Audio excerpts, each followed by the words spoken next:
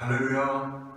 오늘 하나님께서 우리에게 또 3월 첫째 주 하나님께서 우리에게 기쁜 예배를 받으실 줄을 믿습니다. 함께 묵도하며 주님 앞에 나아가도록 하겠습니다.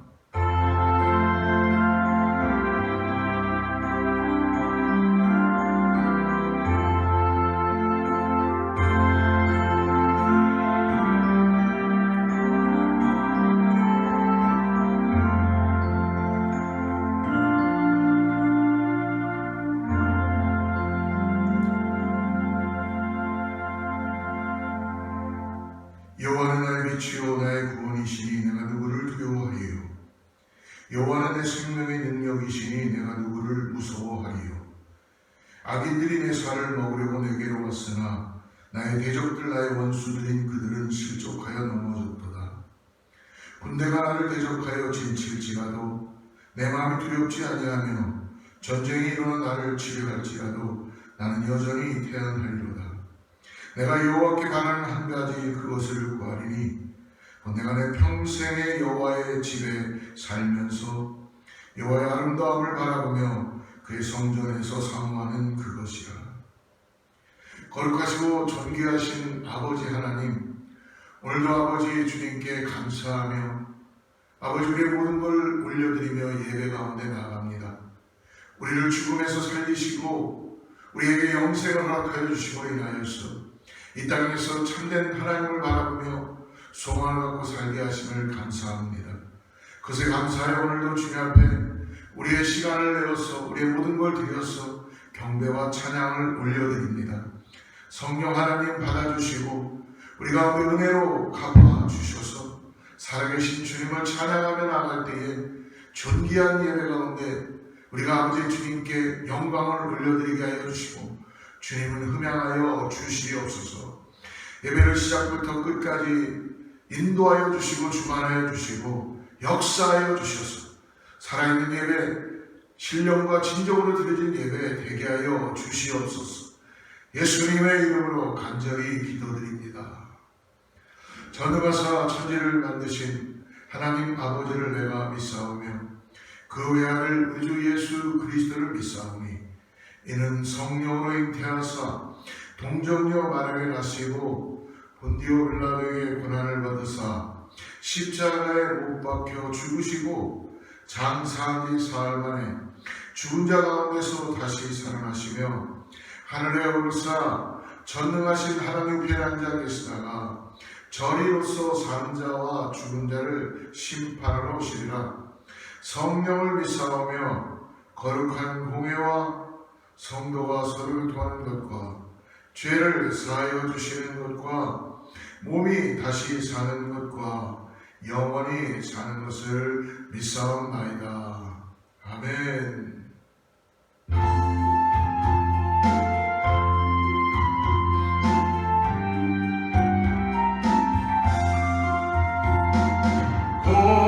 고난받은 주를 보라 영광스러운 그 모습 승리하고 오실 때에 마음이 경배하리라. 왕관 들여 승리하신 주님께 왕의 왕이 되신 주께 영광을 드리세. 보좌 위에 계신 주께 영광을 드리세. 천군 천사 소리 높여 주를 찬송하도다. 왕관 들여 승리하신 주님께 왕의 왕이 되신 주께 영광을 드리세. 죄인들이 조롱하며 가시관을 씌웠네. 성도들과 천사들 주의 이름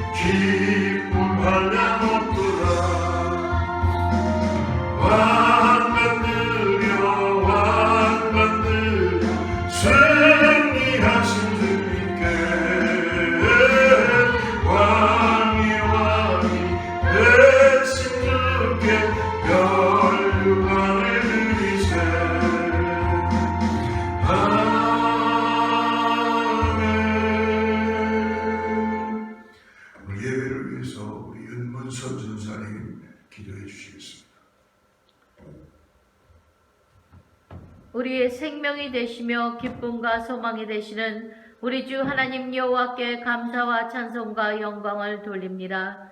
주의 복된 날을 기억하게 하시고 성령으로 이끌어 주사 우리 주님 원금 각처로부터 주의 사랑하는 백성들을 불러 모아 주심을 또한 감사드립니다.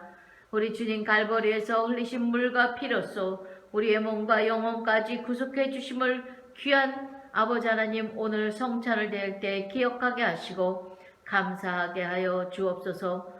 지난 한 주간도 모든 욕심과 허물과 죄 가운데 빠져 더럽혀진 저희들을 주 예수의 이름으로 죄사함을 받게 하시고 새 사람이 되어 주님 앞에 이 시간 신령과 진정으로 찬양하는 예배하는 시간 되게 도와주시옵소서. 목마른 우리 영혼 주께서 이미 허락하신 그 귀한 생명의 말씀을 갈망하고 사모하며 나왔습니다. 주의 약속에 따라 힘써 간구하고 저희들의 심령을 성령에 불러 누비시고 활짝 열어주시어서 들을 수 있는 귀로 열어주시고 귀한 주의 사자님을 통하여 주의 음성을 듣게 하여 주옵소서. 주님 감사합니다. 귀한 제단을 세우시고 계속 사용하여 주시며 이 시간에도 주의 목사님을 통하여 생명의 말씀을 듣게 하시고 아버지 하나님 세우신 목사님 위에 성령의 능력과 성령의 충만의 두루마기를 입히시사 참 진리의 말씀만이 선포되게 하여 주옵소서. 또한 말씀이 선포될 때 걱정, 근심, 질병의 두려움, 마귀의 건세가 물러가게 하옵시고 성령의 능력으로 힘있게 하여 주옵소서. 아버지 하나님 주 예수를 믿는 힘으로 악한 세상 죄의 많은 유혹을 아버지 이기게 하시고 환난과 핍박 특별히 코로나 아버지 하나님 이 세상을 아버지 헤쳐나갈 때에 건강으로 보호하여 주시고 피곤치 않고 고단치 않도록 힘있는 능력의 삶을 살 수 있도록 아버지 하나님 은혜를 내려 주시옵소서. 오늘도 사랑하는 제단에 아버지 하나님 온라인으로 드리는 모든 예배자들과 현장에 드리는 예배자들이 주님 앞에 신령과 진정으로 예배하며 사랑하는 제단이 주 역사의 아버지 하나님 구원의 방주의 역할을 감당할 수 있도록 저희들을 다시 한번 세우시고 사용하여 주시옵소서. 이 예배도 신령과 진정으로 우리 주님께만 영광을 돌리는 예배로 연합하여 주시고 영광 홀로 받아 주시오며 우리 귀하신 예수님의 이름 받들어 간절히 기도드렸습니다. 아멘.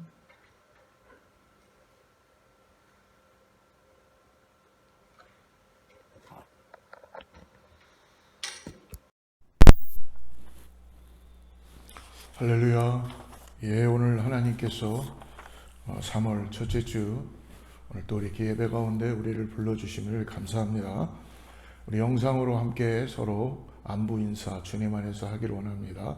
우리 샬롬으로 인사하죠. 샬롬.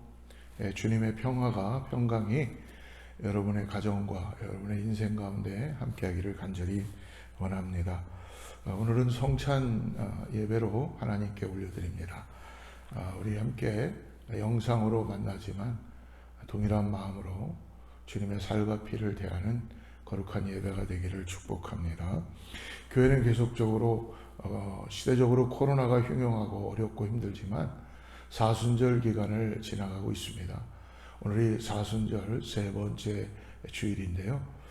사순절 기간 동안 정말 여러분 우리가 예수님의 십자가의 은혜를 깨닫고 다시 우리를 구원하신 것에 감격하며 이 땅에서 참된 소망이 되시는 십자가의 은혜를 붙들고 나가는 귀한 사순절 기간이 되기를 축복합니다.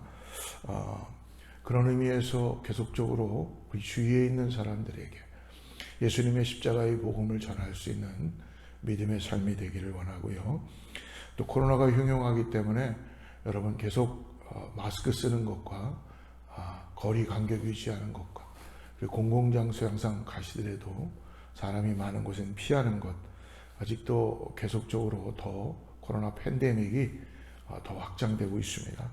기도로 준비하시고 우리가 정말 주님이 언제 이 코로나가 끝나게 될지는 아직은 잘 모르겠지만 일상생활이 되었으니까 여러분 기도하며 매일매일의 삶이 주님과 동행하는 거룩한 삶이 되기를 축복합니다. 2021년도 우리 가정신방 계속적으로 광고합니다. 아직 많은 분들이 신청하진 않았는데요. 여러분 혹시 우리 가정에 꼭 기도해야 될 것, 그리고 올해 하나님이 주시는 축복의 말씀 받기를 원하시면 우리 각 구역장님들께 알려주시기를 바랍니다. 영어 예배 위해서 기도해 주시길 바랍니다. 우리 특별히 EM 파스터와 영어 예배 가운데 하나님의 부흥의 역사가 일어날 수 있도록 기도해 주시고요.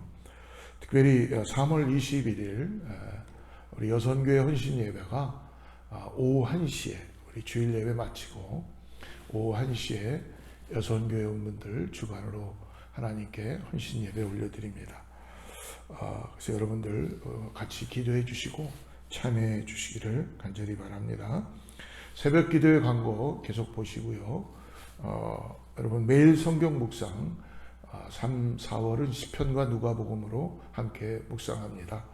아침 6시에 본당에서 함께 만나서 주님의 말씀을 묵상하고 또 조금 있다가 한 30분 정도 있다가 동영상으로 유튜브에서 함께 참여할 수 있습니다.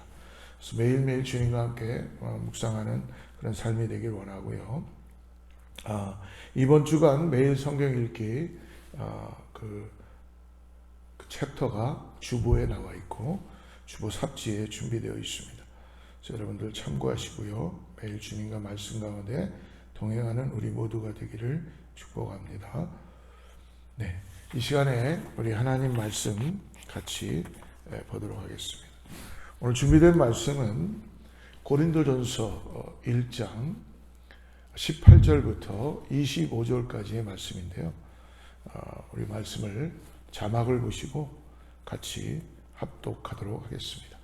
18절부터 같이 주님 말씀 합독하지요. 시작. 십자가의 도가 멸망하는 자들에게는 미련한 것이요 구원을 받는 우리에게는 하나님의 능력이라. 기록된 바 내가 지혜 있는 자들의 지혜를 멸하고 총명한 자들의 총명을 폐하리라 하였으니 지혜 있는 자가 어디 있느냐 선비가 어디 있느냐 이 세대의 변론가가 어디 있느냐 하나님께서 이 세상의 지혜를 미련하게 하신 것이 아니냐. 하나님의 지혜에 있어서는 이 세상이 자기 지혜로 하나님을 알지 못하므로 하나님께서 전도에 미련한 것으로 믿는 자들을 구원하시기를 기뻐하셨도다.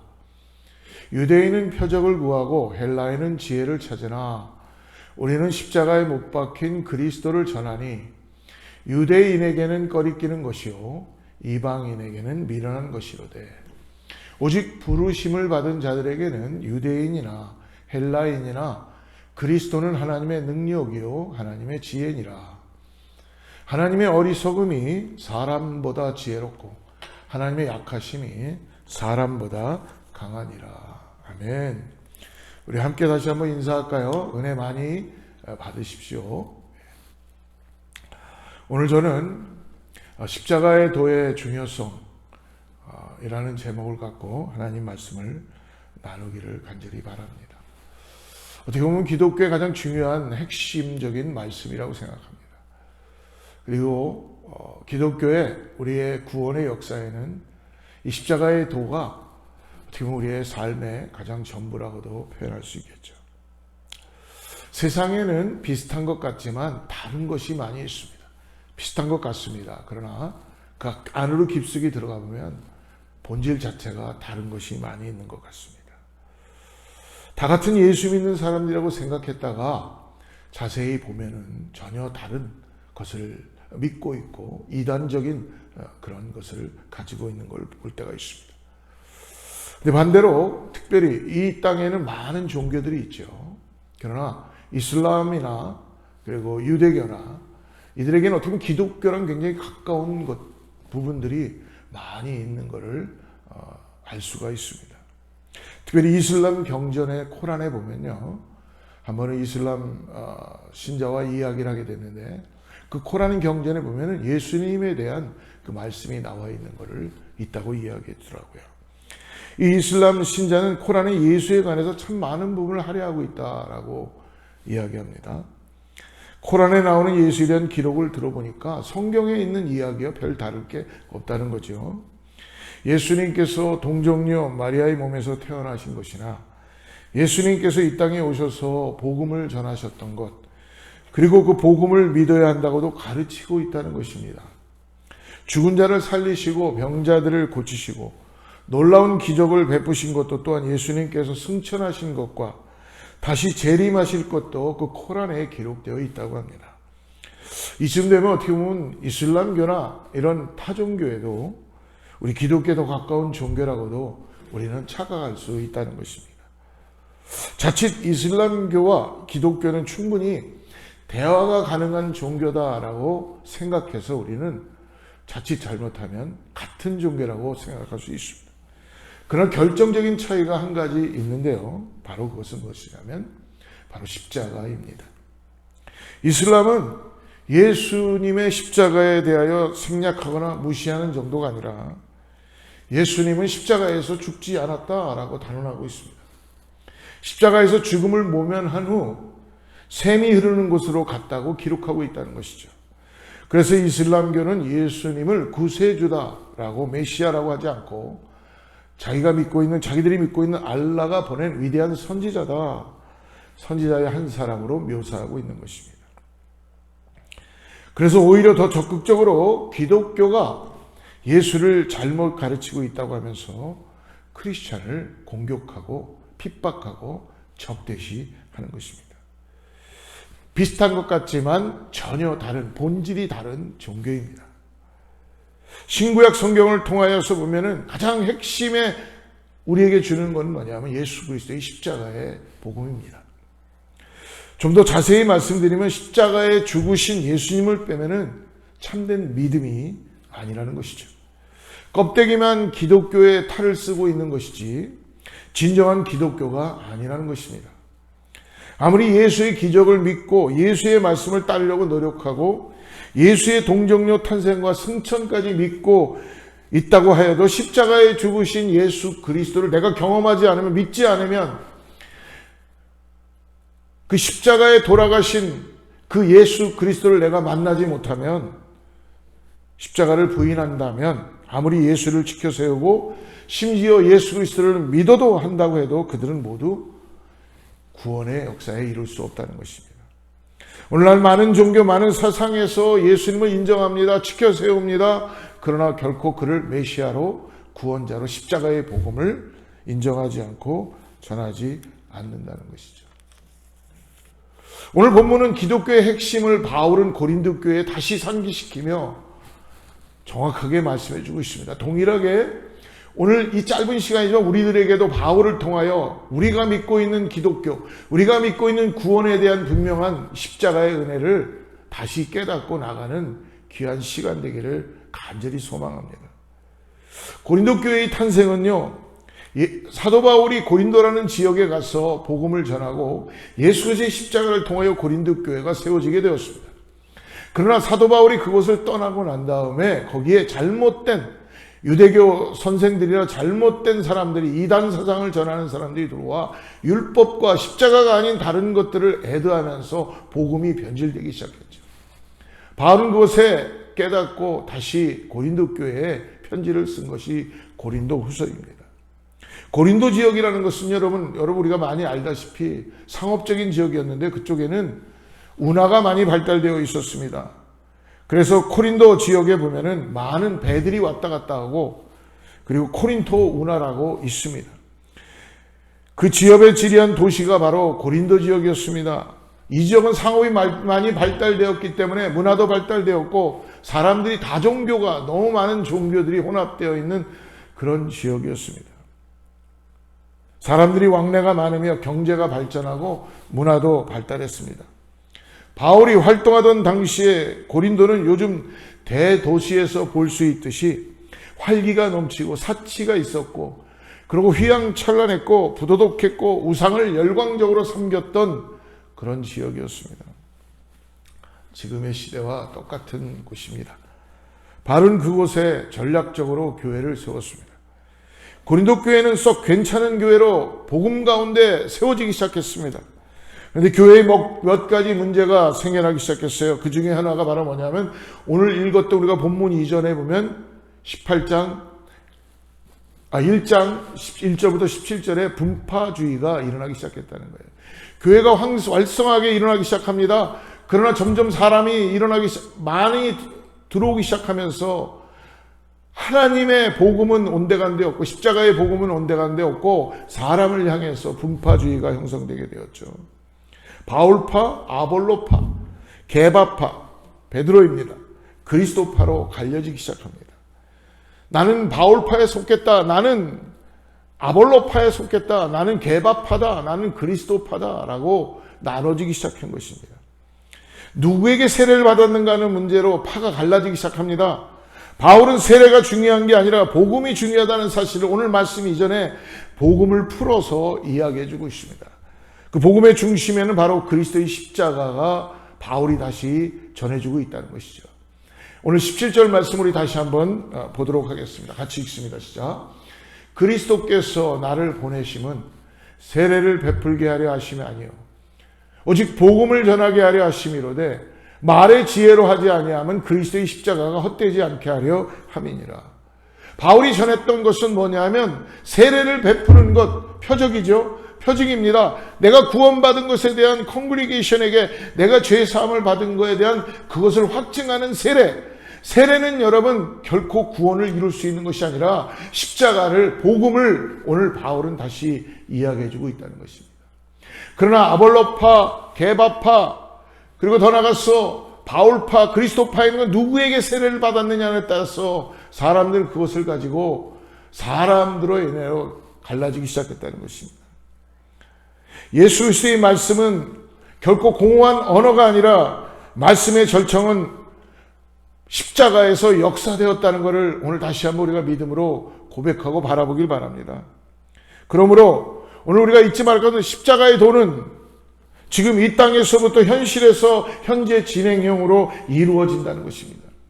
십자가의 도는 2000년 전에 예수님께서 십자가에 죽으시고 지금까지 현재 진행형으로 이 땅에서 이루어진다는 거예요. 십자가의 도, 말 그대로 도는 뭡니까? 로고스라는 뜻입니다. 원어는 헬라어로. 로고스, 하나님의 말씀, 십자가의 도가 진리라는 겁니다. 십자가의 그 도가 우리를 구원한다는 것입니다. 바로 그것이 현재 진행형으로 이루어진다는 것이죠. 오늘 18절 말씀 다시 한번 보겠습니다. 18절 말씀.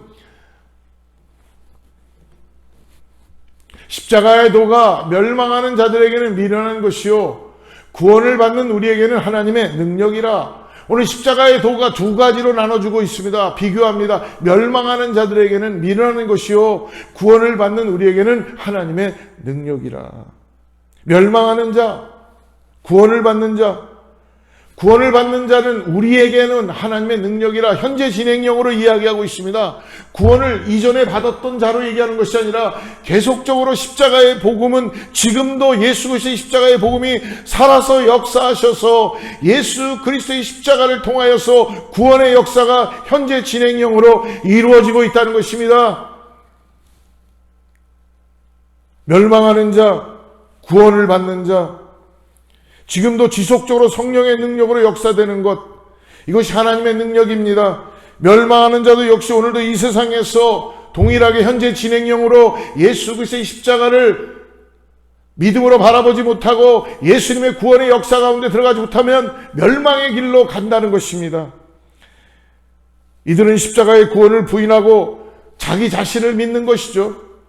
그래서 이해할 수 없기에 예수 믿는 사람들을 손가락질하고 예수 믿는 사람들을 핍박하고 예수 그리스도의 십자가를 증오하고 예수 그리스도의 십자가가 우리를 결코 구원할 수 없다 저주하고 힘들게 합니다. 예수 믿는 사람들을 바라보면 한심한 사람들처럼 바라보지요. 멸망하는 자들은 파괴하는 자들입니다. 자기 자신뿐만이 아니라 예수 그리스도의 십자가를 믿음으로 고백하지 않은 자들은 멸망합니다. 이웃을, 주위를 힘들게 하고 파괴시키는 거예요.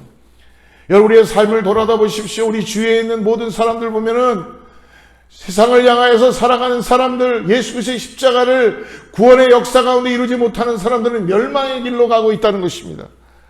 그러므로 이 땅에서 바울은 내 자신의 호흡이 끊어지는 그 순간까지라도 예수 그리스도를 만나지 못하면 멸망의 길로 간다고 합니다. 하나님의 심판은 죽어서 이루어지는 것이 아니라 절대로 그렇지 않습니다. 하나님의 심판은 이 땅에서 이루어집니다. 지금 이 땅에서부터 현재 진행형으로 우리에게 하나님께서 구원의 역사를 이 땅에서 이루어 주신다는 것입니다. 주님께서는 그러므로 뿌린 대로 거둔다고 하십니다.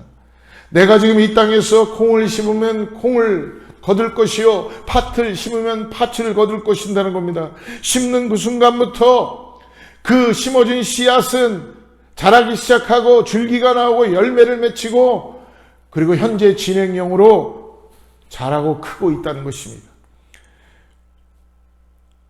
법의학자들이 법을 다룰 때 범인을 잡는 데 있어서 그 순간에 범인을 잡는 것이 아니라 이전부터, 사건 이전의 전말에서부터 수사는 시작된다는 것을 법의학자들은 그렇게 수사를 하고 있습니다. 죄인도 그들이 뿌린 씨앗이 조금씩 드러나고 무너져 내릴 때마다 현재 진행형으로 매일매일 다가오고 있다는 것입니다.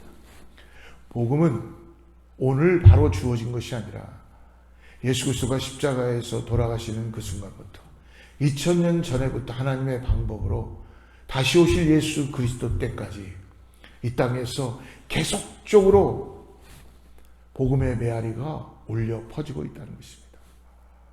세상에서는 내가 잘못한 것을 그냥 감추고 살 수 있을 수 있지만, 그러나 하나님 앞에서는 모든 사람에게 복음은 들려지게 되어 있습니다.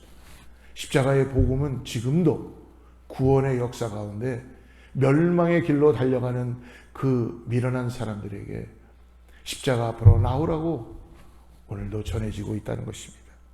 내가 이 땅에서 진리이신 예수를 따라 살면 소망이신 예수께서 생명의 길로, 구원의 길로 인도해 주시는 반면에, 반대로 이 땅에서 눈에 보이는 것만 이 땅의 것으로 전부를 여기고 살면, 예수님 밖에 있으면, 예수님 바깥에 있으면 멸망의 길로 가는 것이라는 것입니다. 그러면 오늘 사도 바울은 누가 진정으로 십자가의 길에서 멸망의 길로 가는 미련하다고 하는가를 오늘 말씀해 주고 있습니다. 예수님의 십자가의 은혜를 인정하지 않고 깨닫지 못하는 자들은 오늘 미련한 자들이다 라고 말씀하고 있죠. 이들은 세상에서 뛰어난 자입니다. 이들은 세상에서 권력을 갖고 있습니다. 이들은 세상에서 수많은 철학과 지식을 가지고 있고 잘났다고 합니다. 자기 생명에 대해서는 그러나 미련한 사람들입니다. 이 땅이 전부인 줄 알고만 사는 세상의 사람들, 오늘 예수님은, 하나님은 말씀해 주십니다. 이 땅이 전부가 아니다. 이 땅은 지나가는 나그네이다. 그러나 이 땅에서 모든 것이 구원의 역사가 이루어진다는 것입니다. 자기 코끝에서 생명이 끝나는데 오늘 이들이 미련한 자들이라는 것이죠. 오늘 20절 말씀을 한번 보십시오. 20절 말씀, 지혜 있는 자가 어디 있느냐? 선비가 어디 있느냐? 이 세대의 변론가가 어디 있느냐? 하나님께서 이 세상의 지혜를 미련하게 하신 것이 아니냐. 그들은 지금 현재 진행형으로 자기의 길을 파괴의 길로 간다는 것입니다. 그냥 이 땅이 전부라고만 하고 살고 있다는 것이죠. 사랑하는 여러분, 우리 크리스천들이 하나 착각하지 말아야 되는 것은 이 땅이 우리에게 주어진 마지막 찬스의 땅이 아니라는 것입니다. 우리는 이 땅에서 열심히 살고, 이 땅에서 뭔가 이루고, 이 땅에서 뭔가 성공하고, 이것이 우리의 삶의 목표가 아니라 우린 이미 이 땅에서 나그네의 삶을 살고 영생을 가진 구원받은 하나님의 저 천국의 백성으로서 살아가는 소망이 있다는 것입니다. 이 땅의 사람들은 그냥 이 땅에서 장가가고 이 땅에서 내가 잘 먹고 잘 살고 이 땅에서 가지고 있는 게 전부인 양, 내가 똑똑하고 많이 배우고 지식 있고 육신을 위해서 살아가는 것만이 전부라고 생각하는 그 길이 멸망의 길이라는 것입니다. 오늘 19절 말씀을 보십시오. 19절 말씀에 기록된 바 내가 지혜 있는 자들의 지혜를 멸하고 총명한 자들의 총명을 폐하리라 하였으니, 기록된 바, 바울이 이야기합니다. 이사야의 말씀을 인용해서 구약의 말씀에 이런 것이 기록되어 있다. 내가 지혜 있는 자들의 지혜를 멸하고 총명한 자들의 총명을 폐하리라 라고 말씀해 주는 것입니다. 이사야 29장 14절 말씀을 인용하고 있는 것입니다. 총명한 자들의 총명을 폐하리라. 지금 바울은 고린도 교회 이사야의 구약의 말씀을 인용하면서 내가 패한다, 하나님이 패한다는 것입니다. 총명하다고 너희들이 스스로 착각하는 너희들, 그 사람들을 패한다는 것입니다.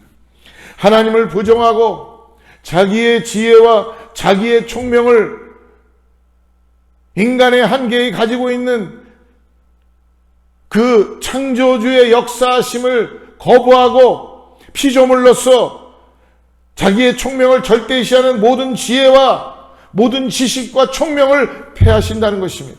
멸하신다는 것입니다.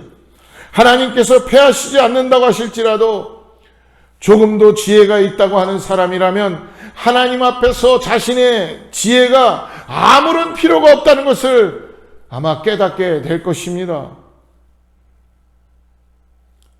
천재지변 앞에서 여러분 속수무책인 인간의 한계를 우리는 지금 현실에서 바라보고 있지 않습니까? 그래도 인간들은 아등바등 뭔가 살아보기 위해서 열심히 사는 것 필요합니다. 그러나 중요한 게 뭡니까? 이 땅에서 살아가는 것이 나의 노력과 나의 의지와 나의 힘과 나의 어떤 성취를 위해서 열심히 노력하고 사는 것이 아니라 오늘 나에게 하나님께서 생명을 주셨기 때문에 최선을 다하여서 하나님의 영광을 위하여서 감사하며 살아가는 것이죠. 천재지변 앞에서 어떤 인간의 지혜와 인간이 가지고 있는 지식과 철학과 모든 것들은 다 패하게 되는 것입니다. 지진 앞에서 인간의 총명함이 무슨 필요가 있겠습니까? 어느 날 비수처럼 죽음이 찾아올 때에 인간의 무슨 지식이 필요가 있겠습니까?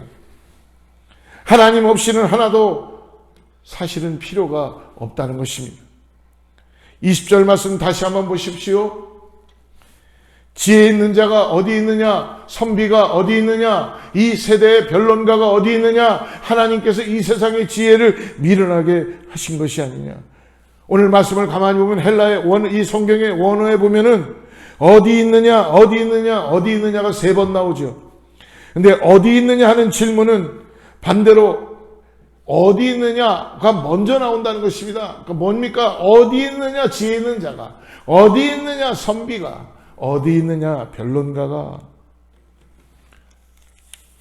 그 무엇도 이 세상에는 하나님과 비교하거나 대적할 자가 없다는 것입니다. 여러분, 인간의 가장 큰 죄악이 무엇일까요? 선악과를 따먹으로 인하여서 아담과 하와를 통해 원죄가 우리에게 들어온 것, 예수 그리스도가 그것을 위하여서 우리를 구원하십니다.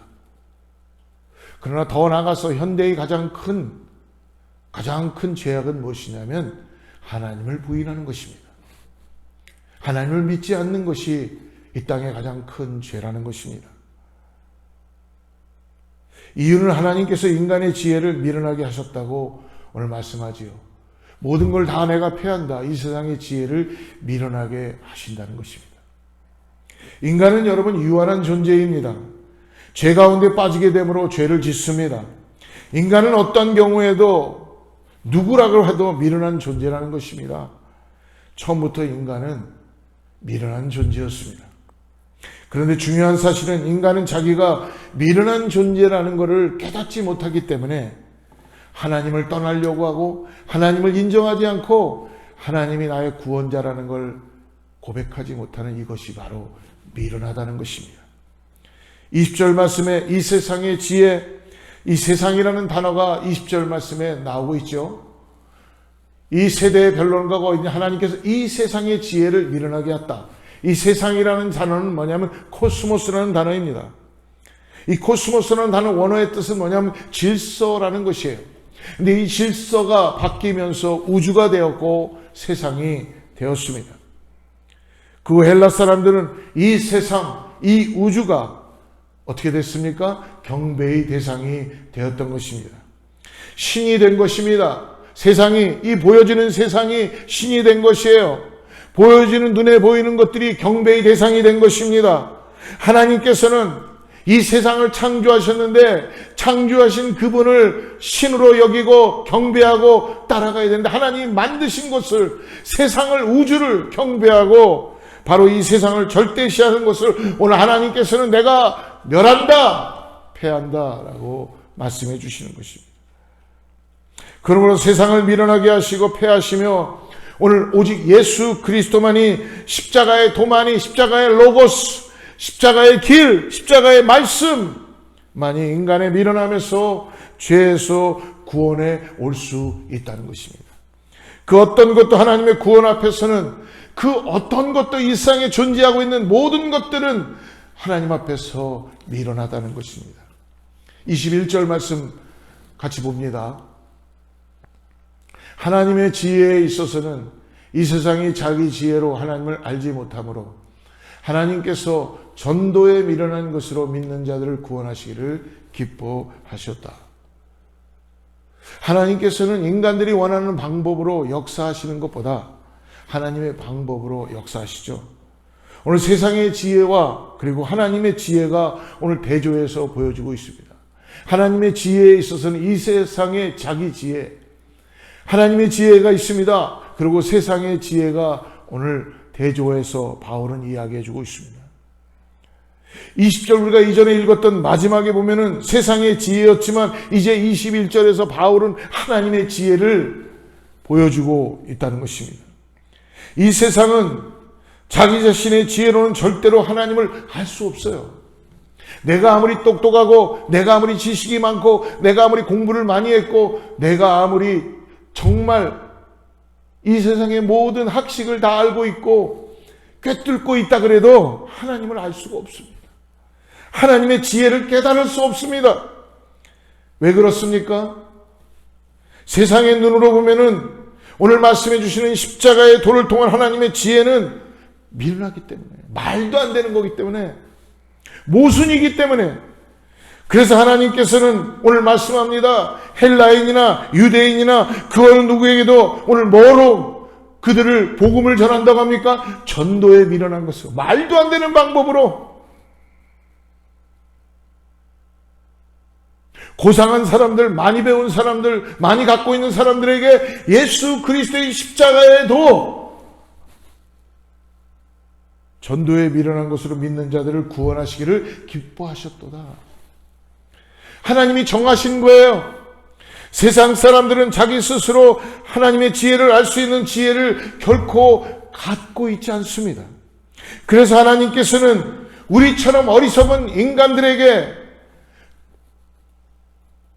하나님을 온전히 따라가며 나의 지식과 나의 가지고 있는 지혜를 의지하는 것이 아니라 하나님의 십자가를 받아들이고 하나님의 지혜를 의지하며 나가는, 세상으로 보면은 보잘것없고 아무것도 아닌 존재들을 향하여서 전도하게 하시고 그 전도를 통해서 인간들이 십자가의 구원을 통한 하나님의 지혜를 깨닫게 된다는 거예요. 내가 그것을 지혜로, 인간의 지식으로 배운 거로 깨달아질 수가 없고 밀어나는 방법인 전도를 통하여서 복음을 전하는으로 인하여서 하나님을 알게 되고 구원의 역사를 깨달아진다는 것입니다.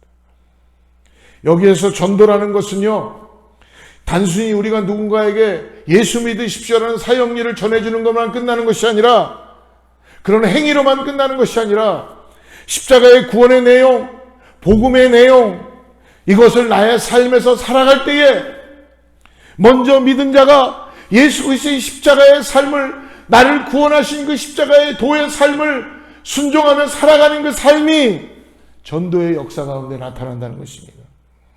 이러한 삶을 살아갈 때 당연히 자연스럽게 전도의 삶이 되는 것입니다. 사랑하는 여러분, 한번 생각해 보십시오.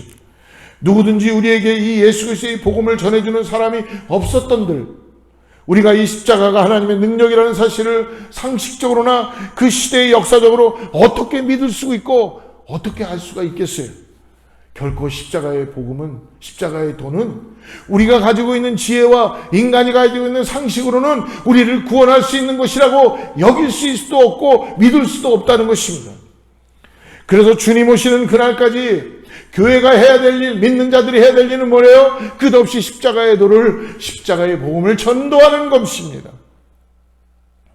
주님께서는 그 전도를 통해서 인간들을 구원하시기로 작정하셨고 기뻐하셨습니다.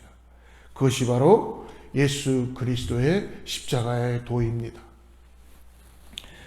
저희 교회도 2021년을 맞이하여서 지금은 코로나19이 팬데믹이 굉장히 너무너무 심하기 때문에 노방전도를 하고 사람들에게 다가가서 전도하기는 참 어려운 시점이지만, 그래도 우리들이 삶에서, 생활에서 전도자의 삶을 살아갈 때에 내가 믿는 예수 그리스도의 십자가의 복음, 우리의 이웃이 그것을 보게 될 것이고, 그리고 성령의 능력으로 예수님의 십자가의 복음을 보고 듣고 받아들여서 전도의 부흥의 역사가 일어나기를 간절히 사모하며 축원합니다. 22절 말씀을 우리 한번 보도록 하겠습니다. 유대인은 표적을 구하고 헬라인은 지혜를 찾으라. 오늘 유대인과 헬라인을 이야기해 주고 있습니다. 유대인은 지금 표적을 구한다는 것입니다. 이들은 구체적으로, 유대인들은요, 눈에 보이는 기적과 표적을 보기를 원해요. 첫째, 그들은 홍해를 건너는 표적을 보았습니다. 광야에서 그들은 하나님의 역사하심의 표적을 보았습니다. 만나와 메추라를 통해서, 그리고 그들은 불기둥과 구름기둥을 통해서 하나님의 놀라운 표적들을 통하여 유대인들은 하나님의 살아계심을 경험할 수 있었습니다. 그래서 유대인들은 매번 표적을 구하는 것입니다. 마태복음 16장 1절에 보니까 바리새인과 사두개인들이 예수님을 시험하여서 하늘로서 오늘 표적을 보기를 그들은 청합니다. 그때 예수님이 말씀하십니다. 하늘이 붉고 흐림을 통해 날에 좋고 굳은 것은 알면서도, 너희들이 천기는 분별할 줄 알면서도 아침에 하늘이 붉고 흐리면 오늘은 날이 굳겠다나니 너희가 날씨는 분별할 줄 알면서도 시대의 표적은 분별할 줄 모른다고 말씀해 주십니다. 그리고 난 다음 16장 4절에 보니까 이렇게 말씀합니다. 악하고 음란한 세대가 표적을 구하나 요나의 표적밖에는 보여줄 표적이 없느니라 하시고 그들을 떠나 가시느라. 사랑하는 여러분, 하나님을 믿는데 표적신앙, 체험신앙은 너무나 중요합니다. 그런데 그 체험신앙으로 만족하는 것은 진정한 기독교의 진리가 아니라는 것입니다. 하나님이 내 삶 속에서 현존하는 분으로 확인되면은 여러분, 표적은 결코 중요하지 않습니다. 여러분, 우리가 달을 가리키는 손가락, 이 손가락은요 그냥 달을 가리키는 것 뿐이에요. 이 손가락이 해야 될 일은 달을 가르쳐 주는 것입니다. 그런데 이 손가락을 보면서 이것이 달이다라고 하면 안 되는 것이죠. 중요한 게 뭡니까? 오늘 우리 삶에서 표적이 나타나고 방언을 하고 여러 가지 이적과 여러 가지 기적들이 나타나는 것은 바로 예수 그리스도의 십자가의 도를 우리에게 보여주시는 것입니다. 예수 그리스도가 우리의 구원자이시다라는 것을 가르쳐 주시는 것이죠. 우리의 눈으로 보는 신앙, 여러분, 우리의 눈으로 얼마나 많이 볼 수 있겠어요? 주님은 우리의 눈에 보이는 이상의 그 뒷면 벽 뒤에서 우리를 바라보고 계시고 역사하시고 계획하시고 동행해 주신다는 것입니다. 세상 수많은 것 중에 인간이 볼 수 있는 것은 여러분 지극히 굉장히 제한적이라는 것을 우리는 알 수 있습니다. 그렇지만 하나님과 나와의 관계가 바르게 인격적으로 성령 안에서 이루어지기 시작하면 보지 않고도 믿을 수 있다는 것입니다. 오늘 또 하는 유대인 말고 헬라 사람들, 이방 사람들을 이야기해 줍니다. 이들은 지혜를 찾습니다. 옛날 헬라인들은 지혜를 사랑했고 추구했습니다. 그들을 통해서 필로소피아 철학이 나오게 되었습니다. 이 필로소피아 철학이라는 말은요, 지혜를 사랑함이라는 뜻입니다. 문화가 나오기 시작했고 예술이 나오기 시작했고 철학은 인간의 이상적 사고와 경험을 너무너무나 중시합니다. 철학은 그 성격상 인간 중심적이고 인본주의적입니다. 오늘날 자유주의 신학, 교회에 이 인본주의 신학이 너무나 많이 들어와서 하나님의 진정한 복음의 십자가의 도를 변질시키고 뭔가 감정적으로, 감상적으로, 그러나 기독교는 철학이 아닙니다. 그러므로 우리는 하나님의 순수한 복음을 인간의 이성적, 경험적 생각으로 혼합시키고 변질시키려는 기독교의 철학화인 이것을 우리는 경계해야 한다는 것입니다. 교회의 중심 내용은 딱 이것입니다. 예수 그리스도의 십자가의 죽으심과 부활입니다. 초대교회의 사도들은 바로 이것을 전파한 내용입니다. 철학도 아니요, 문화도 아니요, 인본주의도 아니요, 인문학도 아닙니다. 예수 그리스도께서 십자가에 못 박힌 이것을 복음만을 올곧게 핍박 가운데, 죽음 가운데 내가 믿고 있는 예수 그리스도의 십자가, 나를 위하여서 죄사한 주신 예수 그리스도의 십자가만을, 복음만을, 예수 그리스도의 십자가의 로고스만을 전했다는 것입니다. 헬라 사람들은 끝까지 지혜를 추구하였습니다. 23절 말씀을 한번 보십시오. 우리는 십자가에 못 박힌 그리스도를 전하니 유대인에게는 꺼리끼는 것이요 이방인에게는 미련한 것이로되. 또 유대인과 이방인이 또 한번 나오게 되죠. 그러면 우리는 십자가에 못 박힌 예수 그리스도만 전한다는 것입니다. 십자가에 못 박힌 그리스도. 이전 2000년 전 로마 제국 시대 때는요, 가장 흉측한 죄인에게 쥐어주는 사형수의 틀이 바로 이 십자가입니다. 인간의 수치였습니다.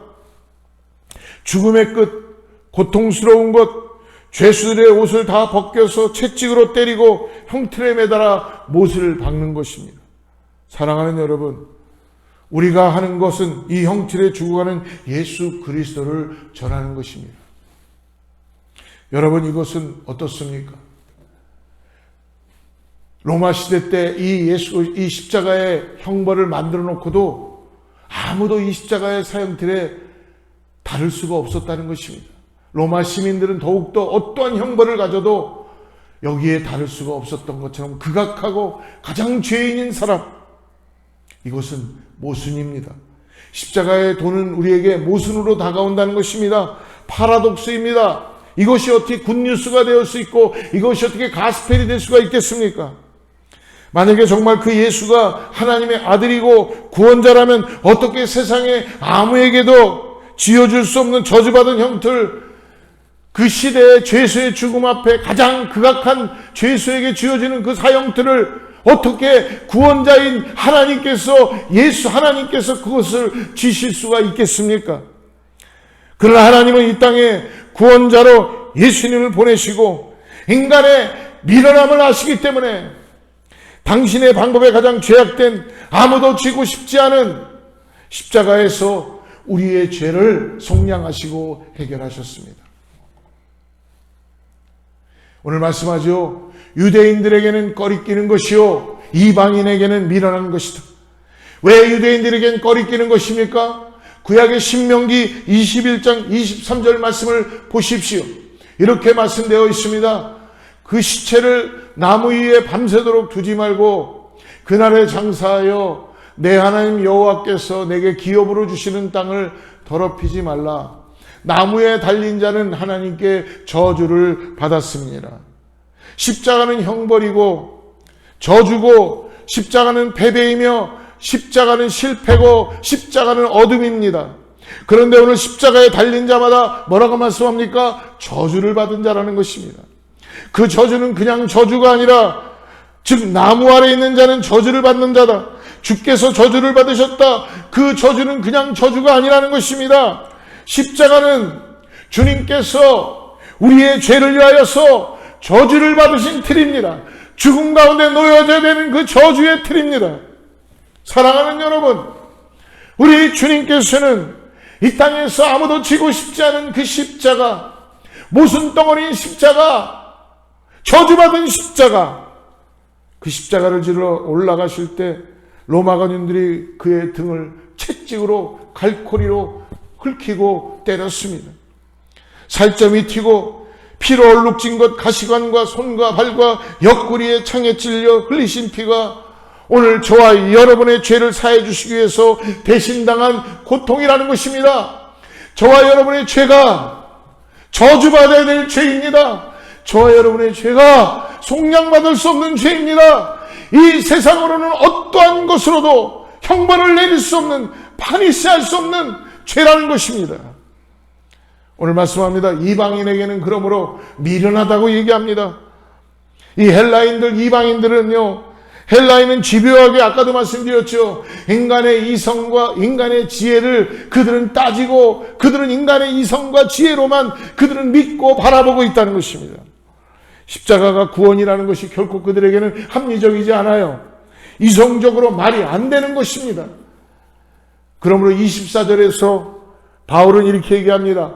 오직 부르심을 받은 자들에게는 유대인이나 헬라인이나 그리스도는 하나님의 능력이요 하나님의 지혜니라. 오늘 말씀합니다. 너가 유대인이든 헬라인이든 아무 상관이 없다. 부르심을 받은 자들 하나님의 능력이다. 하나님의 지혜이다. 부르심을 입은 자들에게는 유대인이나 헬라인이나 그들이 누구든지 상관없이 중요한 건 뭐예요? 오늘 내가 하나님께 부르심을 입었는가. 내가 하나님 앞에 내가 죄인이라는 걸 고백하고 하나님이 나를 부르실 때에 예 주님 내가 여기 있습니다. 나의 모든 지혜와 지식과 나의 가진 걸 모든 걸 내려놓고 내가 주님 만나길 원합니다. 십자가를 내가 믿음으로 바라봅니다. 라고 고백하고 부르심에 입었는가? 하나님께서 자기 백성을 삼은 부르심을 입은 자는 하나님의 능력이요 하나님의 지혜라고 성경은 말씀해 주고 있습니다. 지금도 하나님은 부르고 계시다는 것입니다. 지금도 부르고 계신 하나님, 찬송가 321장에 보면 자비한 주께서 부르시네. 자비한 주께서 지금도 부르고 계십니다. 지금 오라, 지금 오라, 자비한 주께서 지금 곧 나오라. 지금도 부르고 계십니다. 이 시간에도 부르고 계십니다. 주님은 지금도 문 열어놓으시고 오늘 우리를 불러주시고 있다는 것입니다. 하나님께서는 거듭거듭 우리를 불러주십니다. 사람을 통해서, 환경을 통해서, 말씀을 통해서, 교회를 통해서 불러주십니다. 바울은 이방인 그리고 유대인 중요하지 않다고 합니다. 중요한 것은 뭐예요? 하나님이 부르실 때에 내가 순종하고 예 주님 나의 죄를 사하여 주시고 내가 십자가의 도 가운데 예수 그리스도의 십자가 앞에 내가 나아갑니다. 그래서 이사야 43장 1절에서 이렇게 고백하죠. 야곱아 너를 창조하신 여호와께서 지금 말씀하시느니라. 이스라엘아 너를 지으신 이가 말씀하시느니라. 너는 두려워하지 말라.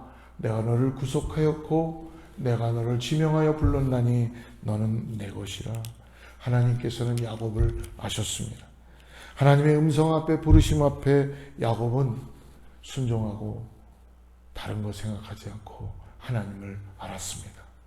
하나님의 부르심을 받은 자들은 나의 공로가 아니라 이 하나님의 일방적인 나를 선택해서 나를 부르신다는 것을 깨닫게 된다는 것입니다. 그 하나님의 사랑을 이해하는 자와 십자가가 미련한 것이 아니라 하나님의 능력이라는 것을 말씀해 주시는 것입니다. 바울은 갈라디아에서 3장 13절에 이렇게 말씀해 주고 있습니다. 그리스도께서는 우리를 위하여 저주를 받은 바 되사 율법의 저주에서 우리를 속량하셨으니 기록된 바 나무에 달린 자마다 저주 아래에 있는 자라 하였습니다. 바울은 이야기합니다. 십자가에 달린 예수 그리스도를 보고 유대인들은 아까 말씀드린 신명기 21장 23절에서 나무에 달린 자는 다 저주받은 자이다. 예, 바울은 이야기합니다. 그러나 예수는 결코 구원자가 될 수 없고 우리에게는 꺼리끼는 존재라고 유대인들은 생각했지만 사도 바울은 지금 자기 자신들의 조상인 율법의 신명기의 말씀을 저주 아래 놓인 자를 지금 하나님의 사랑의 이야기로 말씀해주고 있다는 것입니다. 맞다. 당신들 나의 조상 유대인들이 말하는 예수님은 나무에서 저주를 받은 자이다. 그러나 우리는 다 율법에 저주받은 자이다. 우리가 받아야 할 그 저주를 그분이 대신 받으셨으므로 우리의 죄를 속량하심으로 율법의 저주에서 율법의 저주의 나무에서 우리를 속량하신 것이다. 하나님의 긍휼하심, 놀라운 사랑을 믿고 이해할 때만 우리가 받아야 할 저주를 대신 예수님께서 십자가에 받으신 것이고 그 죽음을 깨뜨리시고 부활하신 하나님의 사랑이라는 것을 믿음으로 고백하고 알게 된다는 것입니다. 사랑하는 성도 여러분, 오늘 이러한 모든 것이 하나님 우리를 구원하시기 위해 주신 하나님의 은혜입니다. 예수님께서 태어나시고 나서 어머니 마리아가 유대인의 관습의 결례에 따라서 오늘 성전에 들어가 그 예수님을 품에 안고 예루살렘 성전으로 들어가십니다. 그때 성전에서 오랫동안 메시아를 기다렸던 시므온이 선지자가 마리아의 품에 안겨오는 예수를 보고 바로 그가 우리를 구원할 메시아라는 사실을 알게 되고 그리고 예언을 하기 시작합니다. 누가복음 2장 34절에서 이렇게 합니다. 시므온이 그들에게 축복하고 그의 어머니 마리아에게 말하여 이르되 보라, 이는 이스라엘 중 많은 사람을 패하거나 흥하게 하며 비방을 받는 표적이 되기 위하여 세움을 입었다. 시몬의 예언은 뭡니까? 비방의 표적이 된다. 모순의 표적이라는 것입니다. 파라독스라는 것입니다. 말도 안 된다는 것입니다. 그러나 하나님이 십자가에서 못 박히신다는 것이 모순입니다. 로고스가 십자가의 도가 어떻게 하나님이 인간이 만들어 놓은 가장 저주받은 틀에 못 박힐 수가 있겠습니까? 그만큼 우리의 죄가 십자가에서 저주받은 그 죄로 속량할 수밖에 없기 때문에 이것이 바로 파라독스라는 것입니다. 이것이 하나님의 유일한 구원의 방법입니다. 우리의 삶이 죄에 빠져 있을 때 십자가 앞으로 나가는 것입니다. 우리의 모습이 모순에 빠져 있다는 것입니다. 하나님의 방법은 세상과 다릅니다. 그래서 우리는 나를 의지해서는 나의 그 어떤 행위나 노력으로는 구원을 받을 수도 없고 구원을 가질 수도 없습니다. 내가 가지는 가치, 내가 가지는 지혜, 내가 가지는 지식, 내가 가지는 명예, 내가 가지는 행위로는 구원을 가질 수가 없습니다. 나를 내려놓을 때만이. 예수님은 하나님이 인간의 몸으로 이 땅에 오신 성육신하신 인간의 모습으로 오셨습니다. 하나님의 부르심을 입은 자만이 성령의 조명하심과 내주하심을 통해서만이 그 사실을 깨달을 수 있고 인지할 수 있고 믿을 수 있고 고백할 수 있는 것입니다. 오늘 25절 말씀을 보십시오.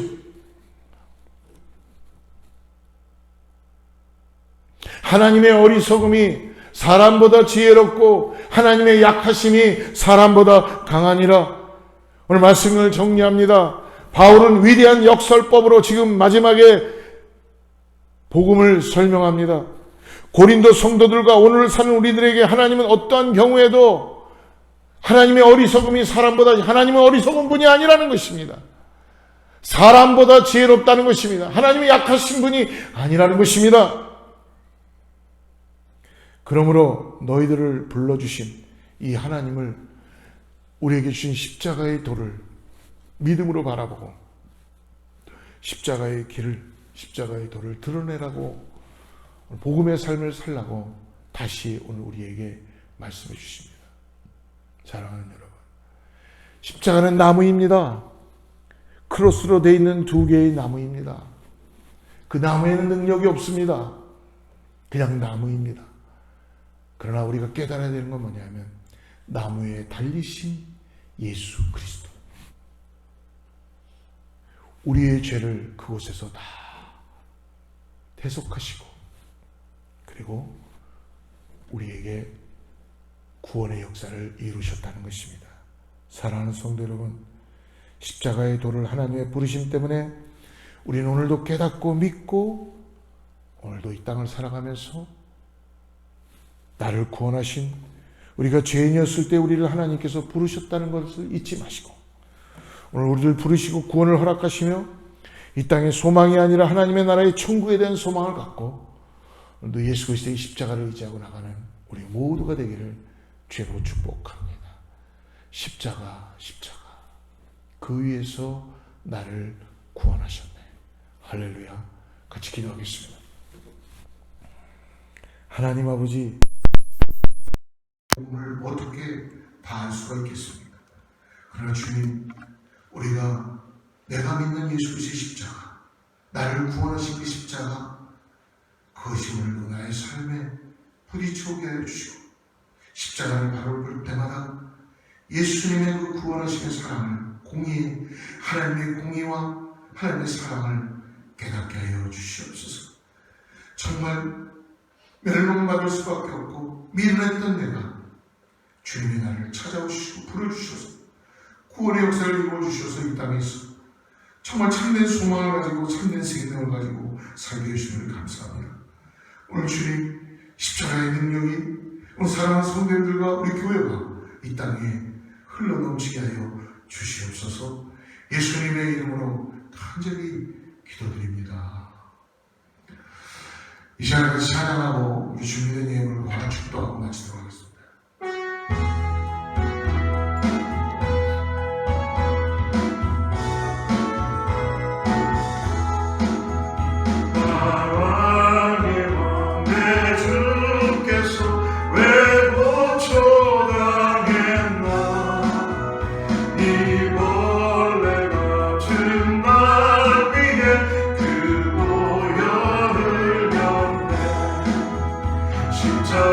십자가 내가 처음 볼 때 나의 맘에 큰 고통 사라져 오늘 믿고서 내는 말하네 참 내 기쁨 영원하노라 주 십자가 못 박히는 속죄함 아닌가 그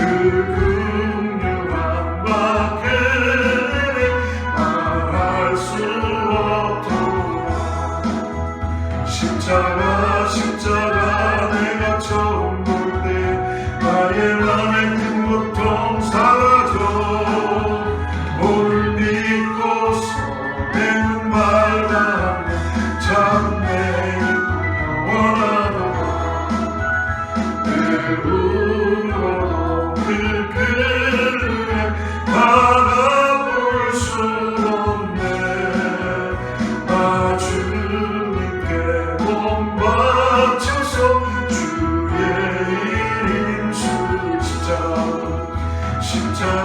십자가 내가 처음 볼 때 나의 맘에 큰 고통 사라져 오늘 믿고서 내는 말하네 참 내 기쁨 영원하노라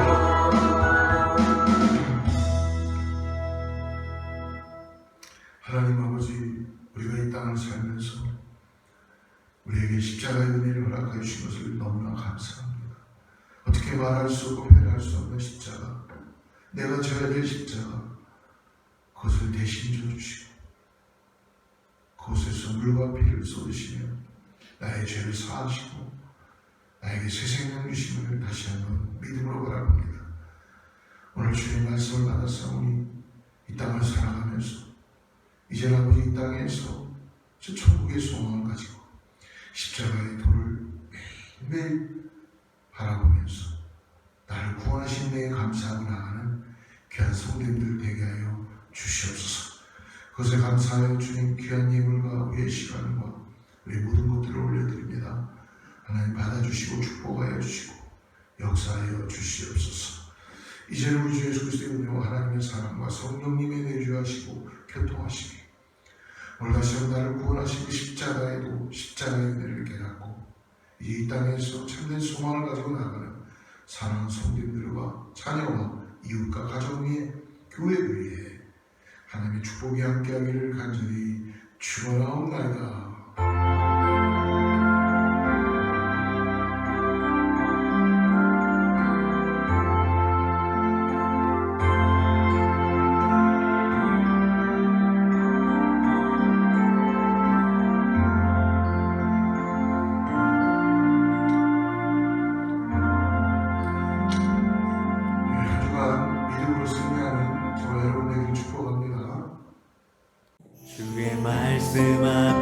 하소서.